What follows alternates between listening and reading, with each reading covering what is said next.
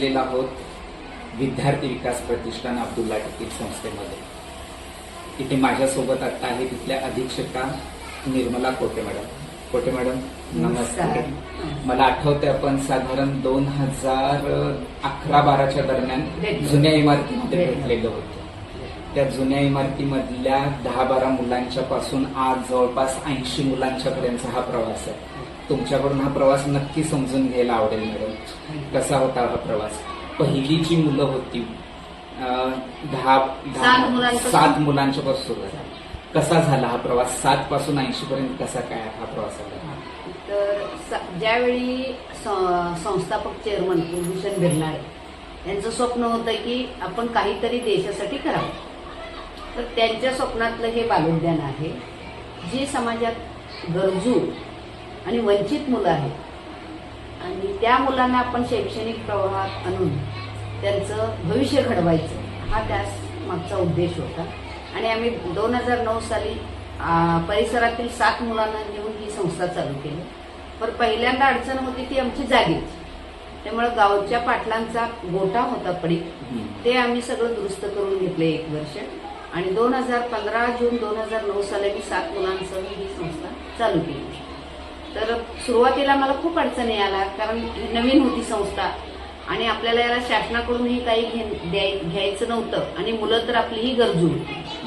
तर असं थोडे 1 वर्ष 2 वर्ष आम्हाला लोकांच्यापर्यंत पोहोचायला थोडी अडचण झाली.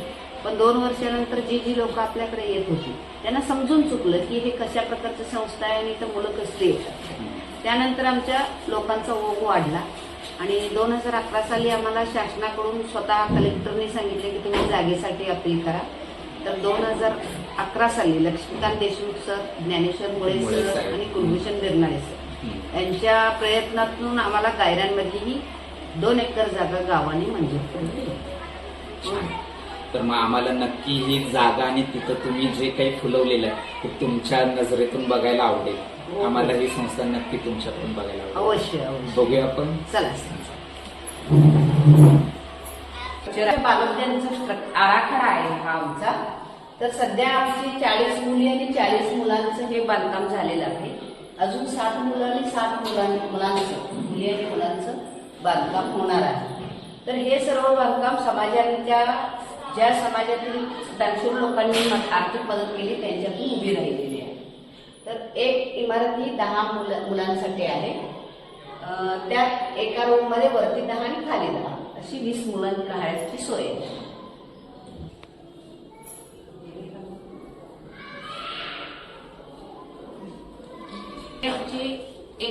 एक रूम आहे 10 मुलींसाठी आणि या याच्यात 10 मुली राहतात. प्रत्येक मुलीला एक कपाट, एक कॉट दिलेला आहे आणि हे स्टडी टेबल जॉईंट आहे. हे आमचे ट्रस्टी मनोज शेरवाळे सरांनी बनवून दिलेलं आहे. तर प्रत्येक हाऊस मध्ये 10 मुली राहण्याची सोय, मागे स्वच्छतागृह 2 बाथरूम आणि पिण्याचं पाणी आणि आंघोळीचं पाणी या सर्वांची इथे सोय केलेली. आपण इथं लहान मुलांच्यासाठी खेळण्यासाठी थोडं साहित्य हे केलंय. संध्याकाळी शाळेतून आल्यावर मुलांचं मनोरंजन व्हावं लहान मुलांचं, या उद्देशानं थोडी छोटीशी बाग केली आहे आपण. आणि संस्थेनं सभोवती आपलं काहीतरी उत्पन्न होईल या उद्देशानं एक 65 नारळाची झाडं आम्ही लावलेली आहेत. आंबा, चिक्कू, सीताफळ, रामफळ हे मुलांना फळं खाण्यासाठी मिळावेत या उद्देशाने इथं लावलेले आहे. आणि छोटासा भाजीपाला केलेला आहे यावर्षी मुलांना यातनं शिकता यावं. ज्यांना शेतीत आवड आहे त्या मुलांनी त्यात इंटरेस्ट घेऊन शिकावं असं हे त्या उद्देशाने थोडीशी शेती सुद्धा इथं केलेली आहे. या आमच्या केअरटेकर आहेत. त्या इथल्या मुलांची काळजी घेतात.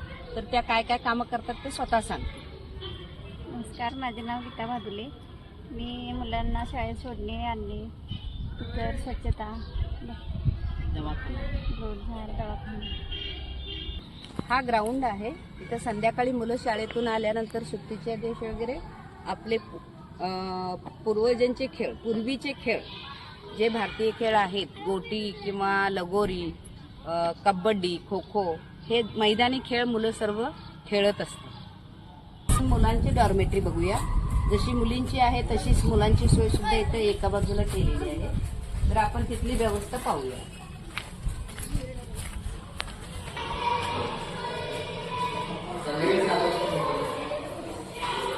हा कॉमन हॉल आहे.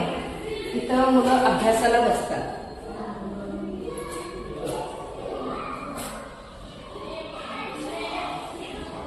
मुलांची डॉर्मेटरी ही आपले जे भारतीय अमेरिकन वास्तव्यात आहेत त्यांनी फाउंडेशन फॉर ब्राईट फ्युचर म्हणून संस्था काढलेली आहे आपल्या बालवड्यांसाठी.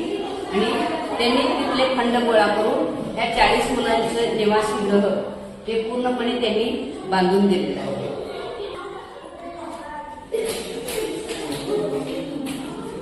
ही मुलांची रूम आहे. इथे सुद्धा 10 मुलं राहतात प्रत्येक रूम मध्ये. प्रत्येक मुलाला एक कॉट एक कपाटाची सोय केलेली आहे. आणि 10 मुलांच्या मग स्वच्छतागृह, 2 स्वच्छतागृह, 2 टॉयलेट, पाणी पिण्याचं पाणी, आंघोळीच्या पाण्याची सोय केली.